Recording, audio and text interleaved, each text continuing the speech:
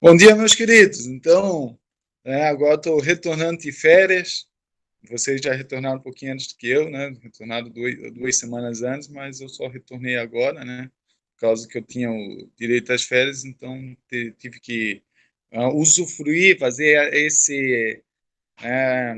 esse ato tão difícil, né? Que foi usufruir das minhas férias 2 semanas a mais. Então, estou voltando aí com toda a energia, né? E já estou até com saudade de vocês, né? Porque, pelo menos quando o cara fala com vocês, parece que está matando um pouquinho da saudade. Mas agora vamos continuar aí, né, para essa reta final, para a gente conseguir terminar esse ano letivo.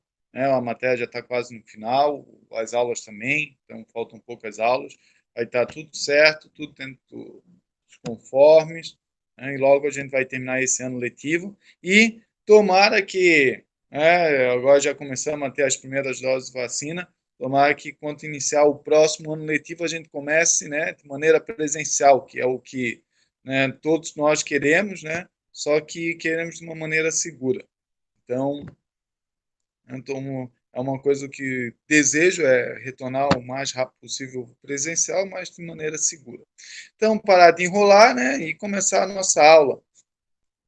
Vamos pegar aqui, continuar a nossa matéria, né? Então, a gente estava, para quem já esqueceu, né, foram quase, né, 1 mês e meio aí sem aula. A gente estava falando sobre termodinâmica, falamos sobre a primeira lei da termodinâmica, os ciclos, né, termodinâmicos, as leis da termodinâmica, e agora a gente vai falar sobre a segunda lei da termodinâmica. Tudo bem? Então, às vezes é bom dar uma recapitulada, né? Mas conforme as aulas vão passando, a gente vai recapitulando aos poucos aí a matéria. Beleza? Então, vou botar aqui a apresentação. Tá aqui a apresentação de slides, começo. Então, vamos lá. A segunda lei da termodinâmica. Essa segunda lei da termodinâmica, ela tem duas coisas bem importantes que ela quer dizer para nós, né? Uma vai ser sobre a eficiência das máquinas térmicas e a outra sobre os fenômenos espontâneos. Tá? Então, a gente vai falar sobre essas duas características da segunda lei da termodinâmica, um pouquinho, e no final eu vou deixar a lista de exercícios lá no Siga, como que a gente está fazendo, né, todas as outras aulas passadas. Beleza? Então vamos falar um pouquinho aí da nossa segunda lei. Né? Na verdade, ela vai explicar como que funciona uma máquina térmica, aonde que vem essa energia, para onde essa energia vai, qual que é os fatores limitantes de uma máquina térmica. São todas essas coisinhas que a segunda lei da termodinâmica vai falar para nós. Então vamos lá. A segunda lei da termodinâmica, falei para vocês, vai falar da máquina térmica. Como que funciona uma máquina térmica? A gente nunca parou para pensar como que ela funciona, né?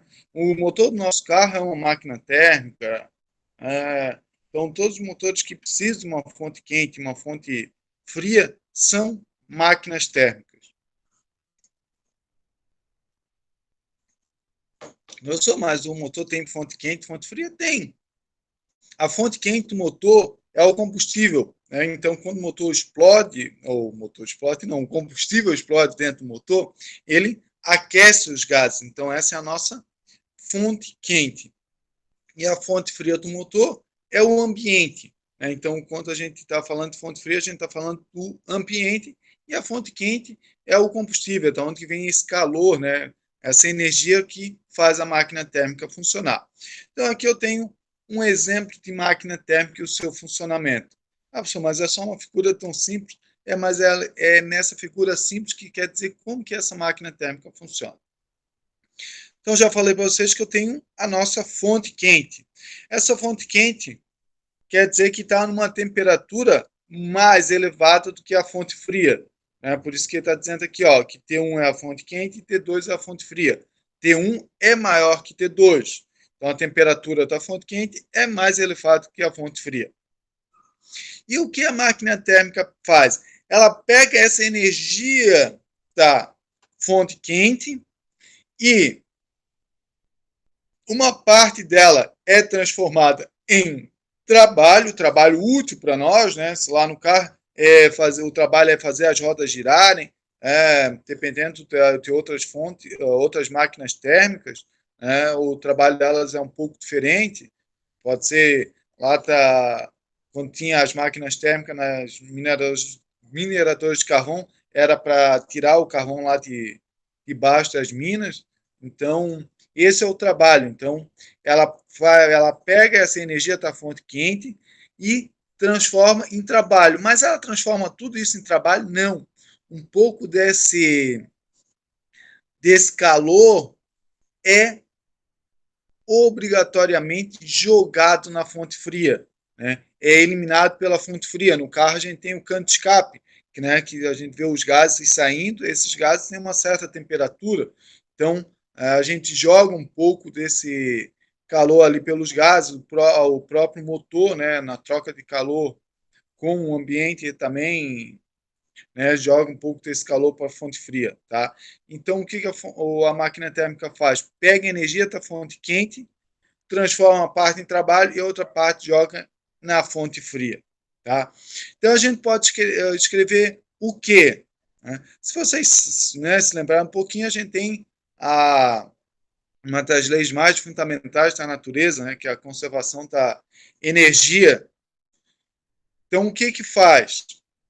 A energia tem que se conservar. Então, se a minha fonte quente me fornece para essa máquina térmica uma certa quantidade de energia chamada Q1, né, ela tem que se conservar. Então, uma parte desse Q1 é transformada em trabalho, né, W aqui de trabalho, e o resto é jogado na fonte fria, Q2. Tá? Então, Q1 é o que eu recebo da fonte quente. O W aqui é o trabalho que a minha máquina térmica produz, trabalho útil que ela produz, e o Q2 é o resto que sobra, tá? Que é jogado na fonte fria. Tá? Então, a gente pode escrever que o trabalho vai ser a diferença entre o que eu recebo da fonte quente e jogo fora na fonte fria. Tudo bem? Então, essa vai ser o trabalho útil que essa máquina vai nos proporcionar.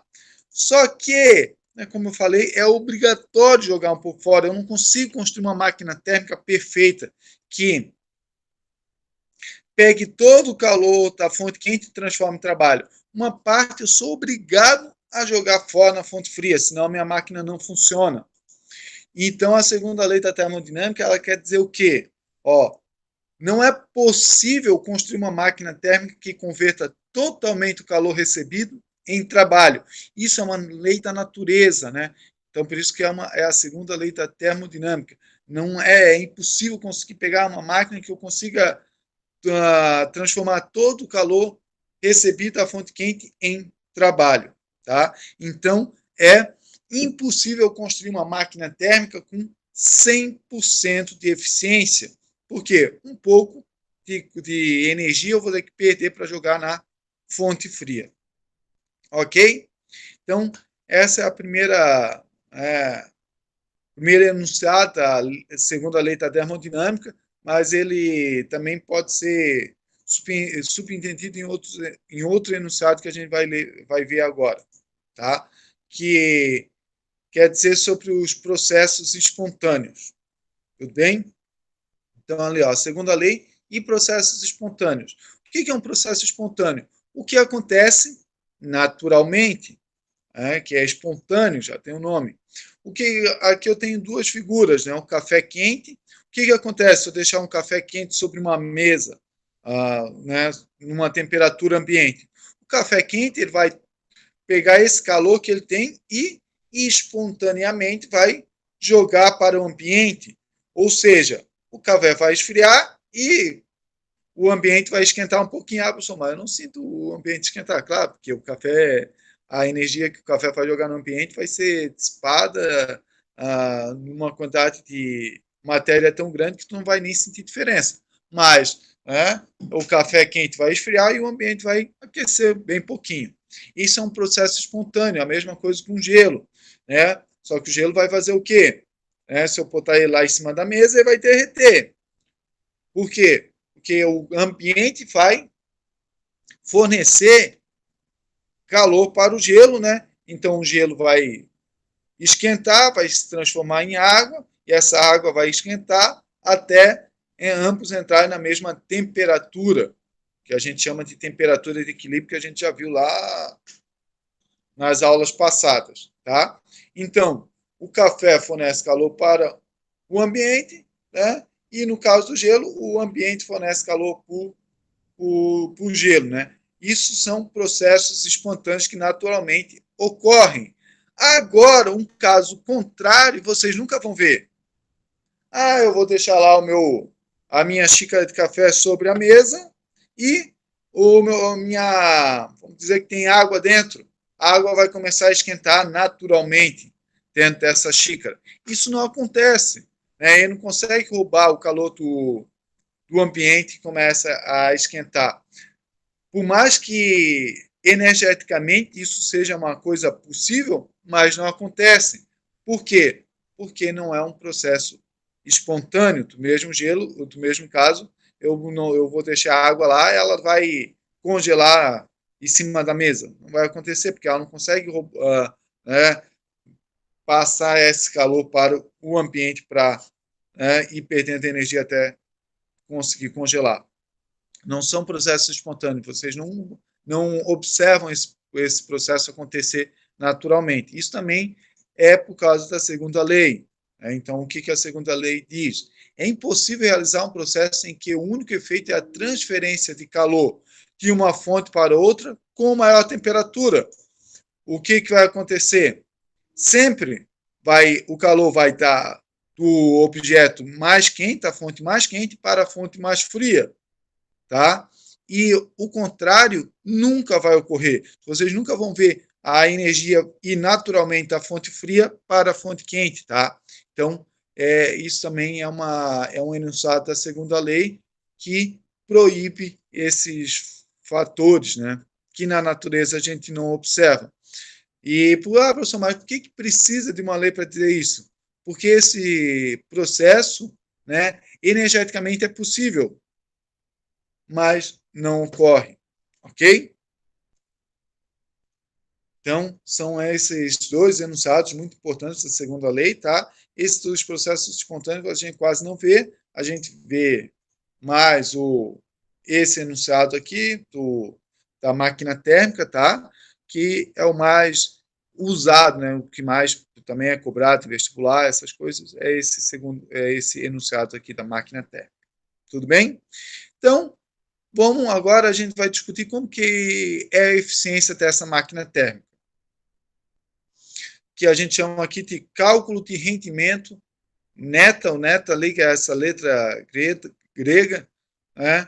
A gente chama ela de rendimento, né? Usado nos livros aí, então a gente continua usando ele, tá? Então, a gente vai calcular como funciona esse rendimento.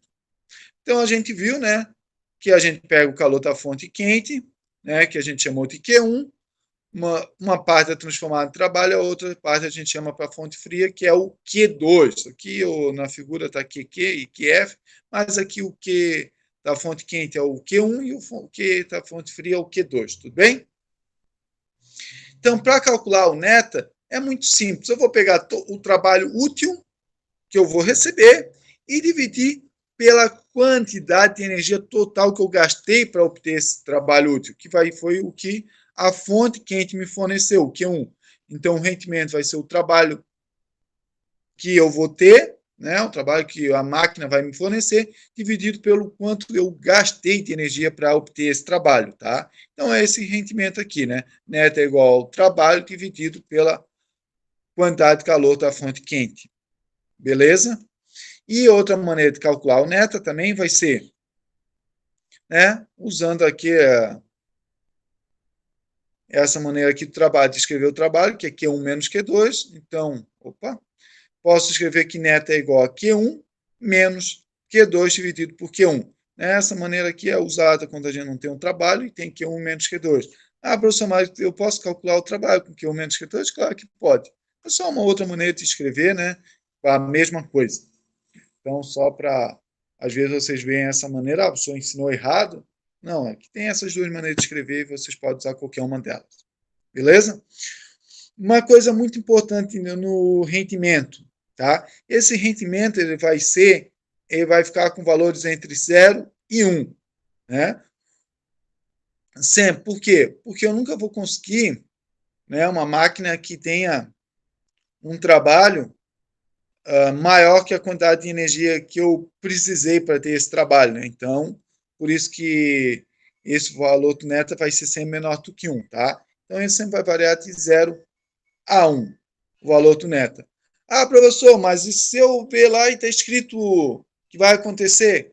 Ah, o meu neta vale 30%, né? Então, quer dizer que 30% de todo esse trabalho, né?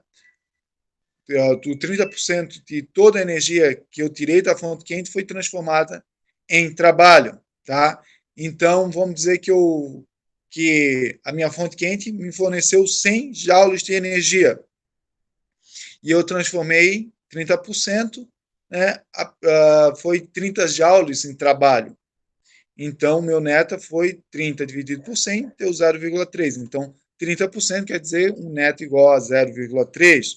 Ah, se for de 90%, 0,9.